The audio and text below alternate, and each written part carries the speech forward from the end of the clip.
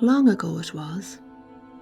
There was a friar and his boy journeying one day, and they came into the house in the woods of the Cailleach of Beara. "God save you," said the friar.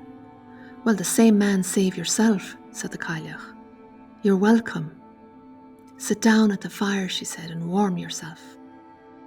The friar sat down, and when he had well finished warming himself, he began to talk and discourse with the old woman. "If it's no harm of me to ask it of you, I'd like to know your age, because I know you are very old," said the friar. "'Tis no harm at all to ask me," said the Cailleach.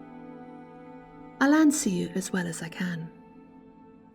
There is never a year since I came to age that I used not to kill a beef and throw the bones of the beef up on the loft, which is above your head.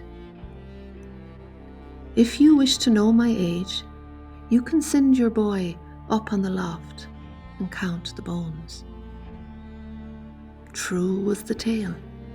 The friar sent the boy up on the loft, and the boy began counting the bones.